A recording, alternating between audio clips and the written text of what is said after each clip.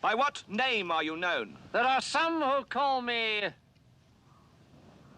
Tim. Welcome to another episode of Timmy Talks, the channel where we talk old school magic. And today we are bringing you another match from the Frost Giant Cup in Hilversum, the Netherlands. And we have reached round number 5. And this is a round between the deck player. He is sitting on the left and he is playing against Tron of the Ages. And that's being played by the player on the right. Now, if you'd like to know more about the Tron of the Ages deck, this was a deck that was also featured in the round 4 match. So there should be a link appearing right now in the right top corner. You can click on that link and that will take you to that match. And in the introduction of that match, I explained a little bit about how the Tron of the Ages deck works. For now, we are going to look at this matchup and hopefully it's going to be an exciting one. So let's quickly go to the games. Game number 1 is about to start and the player on the left is actually Carl from Belgium, and we've seen another Belgian player here before, and that was Antoine, and I believe he was playing in round number 2. So we're now here in round 5, the last round before the Swiss, and the player on the left is playing with the deck, the player on the right is playing with the Tron deck, the Tron of the Ages, and we see Carl taking damage here, going to 19, playing a Felwar, and that Felwar is actually useless right now because the Tron player only has colorless mana. And swinging in now, dealing 3 damage, meaning that Carl goes to 16. And let's see what he can do.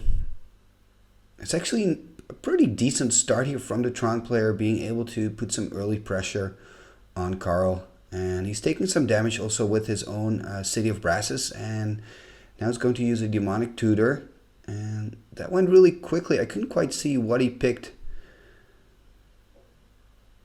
And I guess it was a Black Lotus, although I'm not sure. And the Tron player playing in Urza's Mine. That means that he only needs a tower to get Tron online. And 4 damage here for Carl, so that means he's going to 11 actually.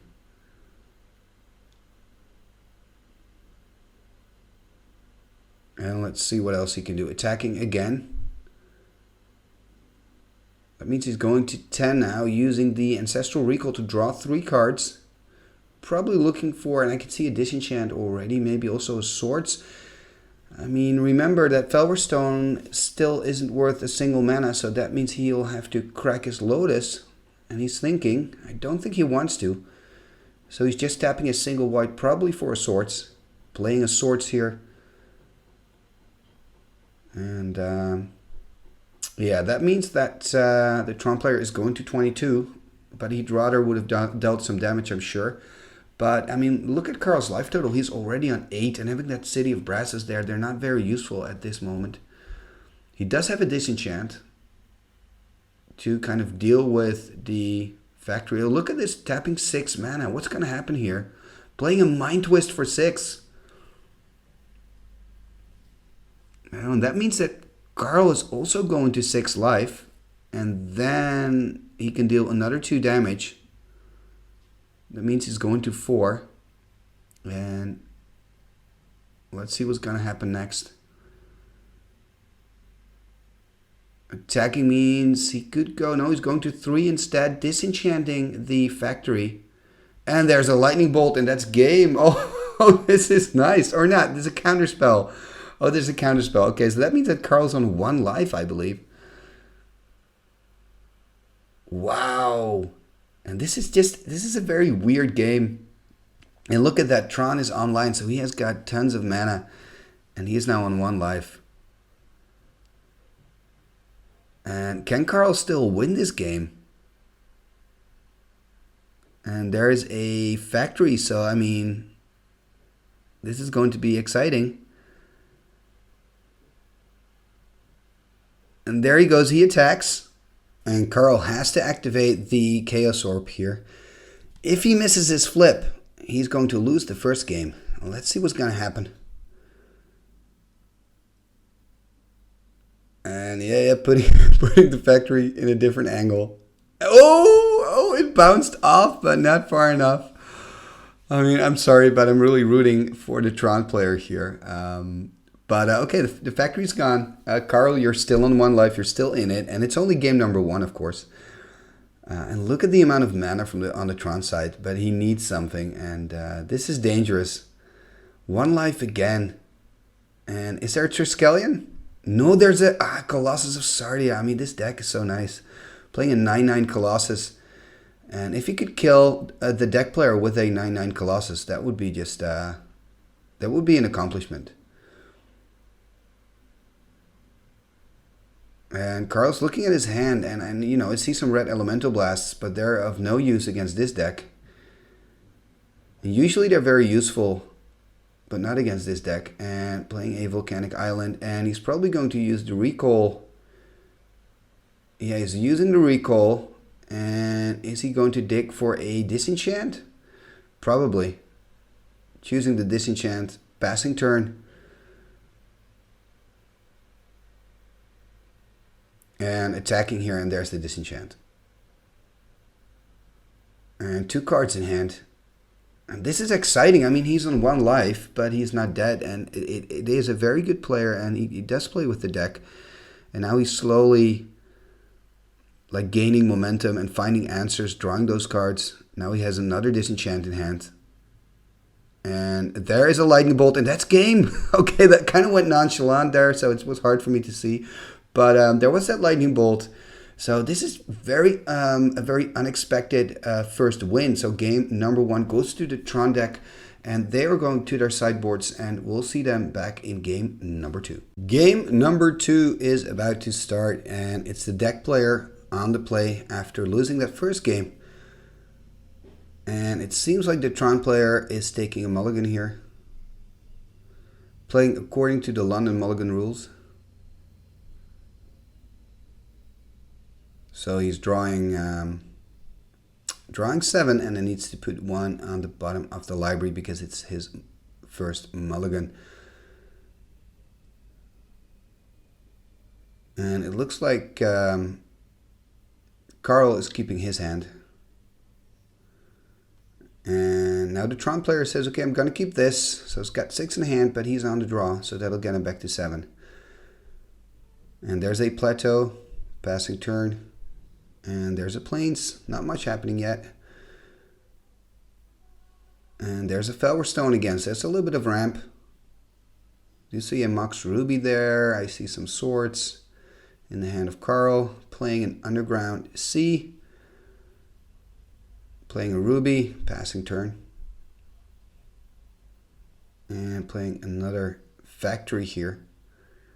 Tapping 2, playing a Disenchant on the Ruby. Interesting choice. Probably because it's its only red mana. And passing turn. Playing a Mox Jet, so it's not much happening so far in this game, which I think is in the advantage of the deck player.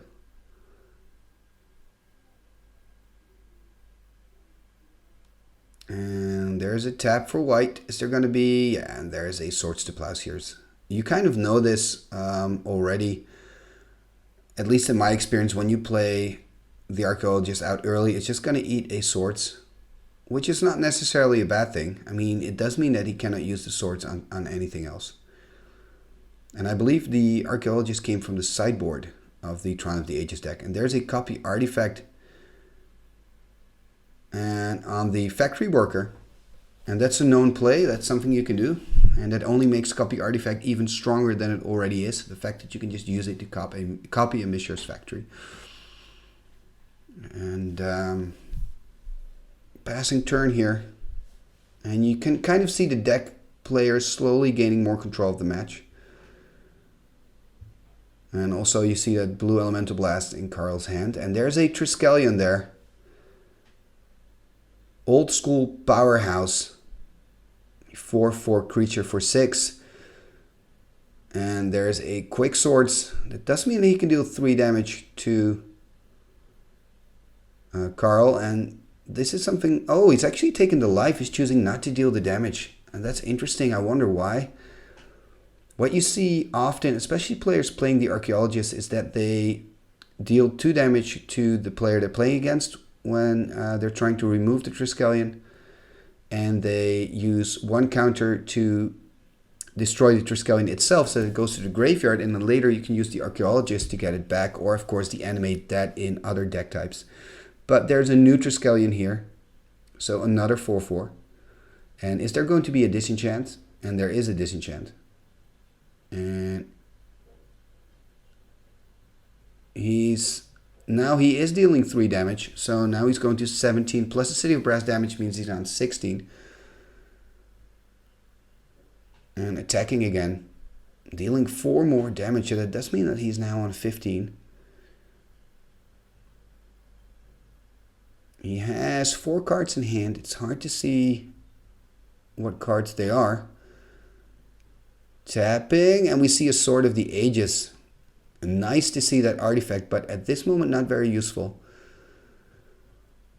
And you know, he's taking 4 damage each turn from those factories, and I believe that's turning into a little problem here. But there's a Swords on one of them, and to make it difficult for us, he's choosing the original factory to plow, taking 2 damage from the copied one. So that means he's on 12 and Carl is on 18. And there is a strip mine on his factory. And I do see a power plant and a mine, by the way. So if he has a tower, he has Tron. Playing an ATOC. And again, a player reading the Sword of the Ages card. We've seen that before. And that's always nice when you're playing with these cards that are not that mainstream.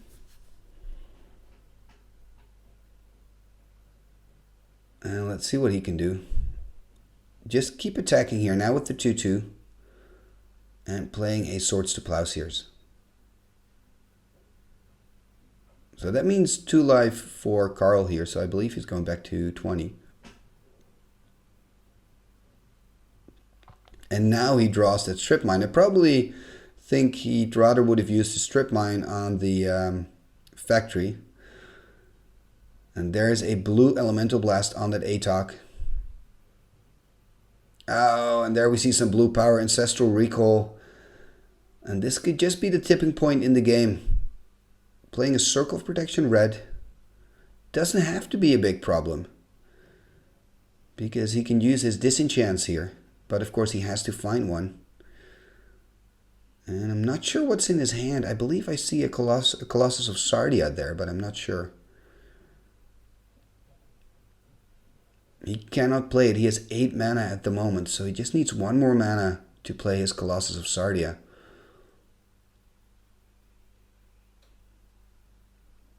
And playing a Chaos Orb here. And playing the Colossus of Sardia, so that's pretty nice. And Carl is counting his mana, but it's correct, it's 9 mana.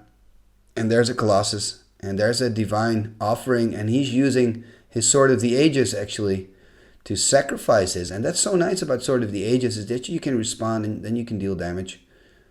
And that means 9 more damage for Carl here. And that means he's on 11 now. I guess he gained some life from Swords that the Tron player was playing. Sacking the Lotus. What's going to happen here? Is there a Brain Geyser coming? Because he's counting his mana. And there's a Brain Geyser. Obviously leaving mana open for a counter spell. And that's basically what the deck does. The deck wants to counter everything that you do, disenchant and Swords everything that you do, and then use card advantage to eventually win the game. Playing with the books, playing with the Brain Geyser, playing with the Ancestral Recall. And now he has Tron active again, and there's another Colossus of Sardia. And this is really nice. I'm liking this. And there's a Dust to Dust. And you kind of know when you're playing against the deck and, you know, he's drawn that many cards, he'll probably will always have an answer. And there's a Soul Ring. But of course, it's up to Carl now to still win the actual game. Passing turn again. Playing another factory, and I believe he's attacking. Why not? I mean, you know, let Carl play out his resources, playing a Swords here, bumping him up so that he gains 3 life. So that means he's going to 16.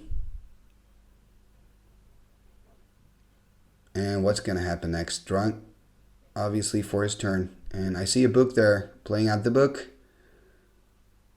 Passing turn. And playing a Yoshin Soldier. Nice to see him tap just a single tower for that Yoshin. Activating his factory again. Just trying to put the pressure on. Why not? And there's a disenchant. End of turn, he's going to draw an extra card here. And that's basically the problem when you're playing against a deck, because he is trading 1 for 1 using his disenchants and swords. But then he has that book, so that gives him back a card every time. Attacking again, now with the Ocean Soldier. And he's first drawing a card and then playing another disenchant. Because every time he's playing a card, he's also drawing a card because of his book. So basically, as the opponent, you're going for your resources quicker. And your opponent doesn't, in this case, Carl, because he keeps drawing extra cards. And he always has a full hand, and usually, and you see that now as well, having a counter spell as well in his hand, and a Circle of Protection. And there's a lot of glare on this card, but I believe it's a regrowth, taking back the Brain Geyser to make matters worse. That means that he can draw even more cards. And, you know, the regrowth can go to the graveyard, but I guess it's going to stay there. Thank you, Carl. And there is a Triskelion on the board, but a counterspell. And as the Tron player, this is all you basically can do. You just keep trying to put pressure on the board and hope that you can still make something of this game. I think what he could consider doing, although he's 1 game up, but if this would have been the opening game, I would have probably conceded by now, so that you have more time to play game number 2 and game number 3, because these games, I believe you have 50 minutes to play 3 games in total. And this can really drag on when you're playing against a deck. And I've actually lost a few matches against the deck because I was 1-0 down and then didn't concede in games like this and wanted to finish them. And then you run out of time eventually. And look at that, now he also has a mana drain in his hand. Still has that Brain Geyser as well. He's going to count cards. I mean, he doesn't even need the Brain Geyser, because he has all the books.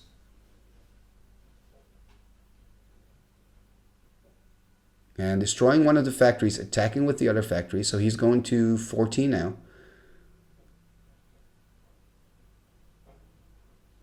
Playing another tower, so he has a lot of mana.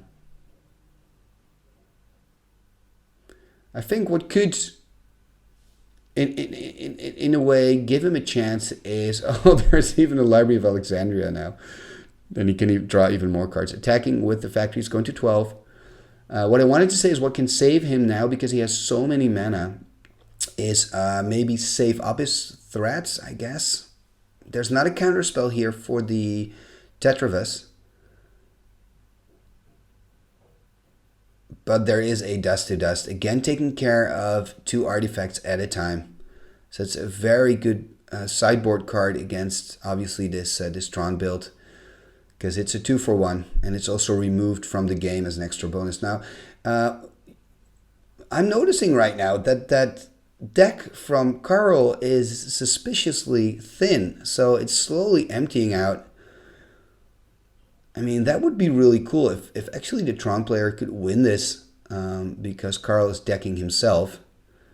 I don't think that's going to happen. I mean, Carl is a very good player, but that is definitely a way out.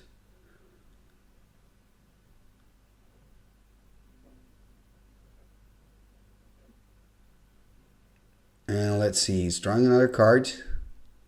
And that's a factory attacking. Going to try to kill the factory, probably, playing a disenchant. And, I mean, he's probably going to counter it. Oh, he's disenchanting the Circle of Protection red and then playing a Lightning Bolt. And then playing another lightning bolt. I'm liking this. This is pretty cool. You know, who knows? Maybe he'll get there. And that means the factory's gone. And is he now just going to play a huge fireball?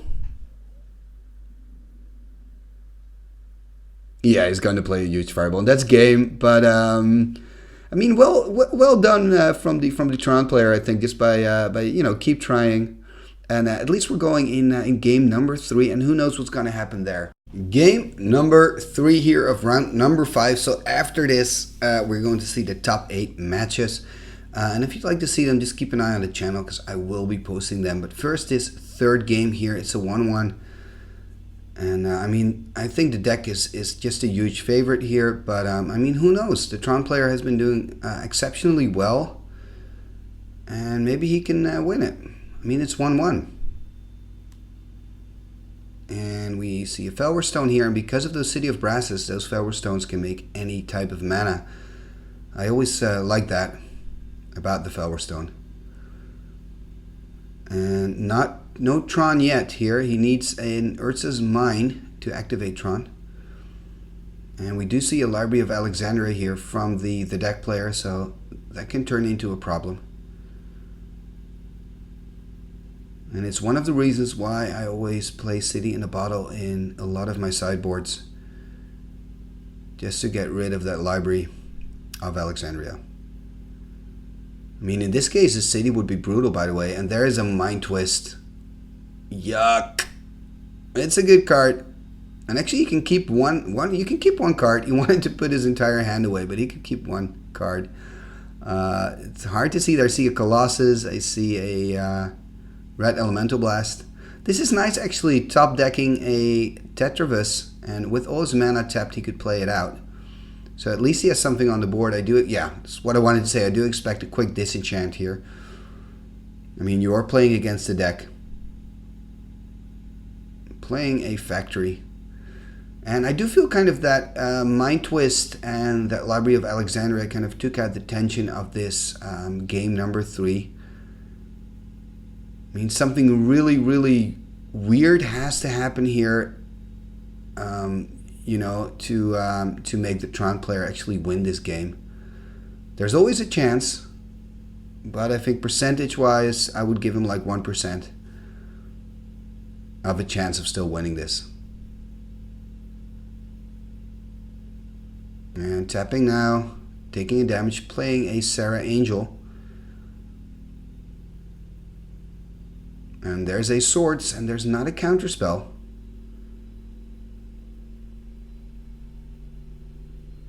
And interesting as well that he's choosing not to attack with his Mishra's Factory, so he wants to save that mana up. And there's another Sarah Angel, so I believe maybe these Sarahs came from the sideboard. And there's a Strip Mine for the... Oh, he's not choosing the Library of Alexandria. Probably he's thinking, okay, I'm already behind with cards, so I'm just going to take care of the creature threats first. That's an interesting choice. Maybe you can let me know in the comments below what you would have done. And he now has Tron, by the way. I kind of forgot about that, but he has a lot of mana. But I also see a counterspell in Carl's hands. Passing turn again, and that Sarah is really doing work here. The Tron player now on 12 life. And attacking again. Is going to 8. And he has to find a Swords or another way to deal with that Sarah Angel. Because now he's on 4. And there's a book. Drawing another card. What can he do here? At least he's going to play something.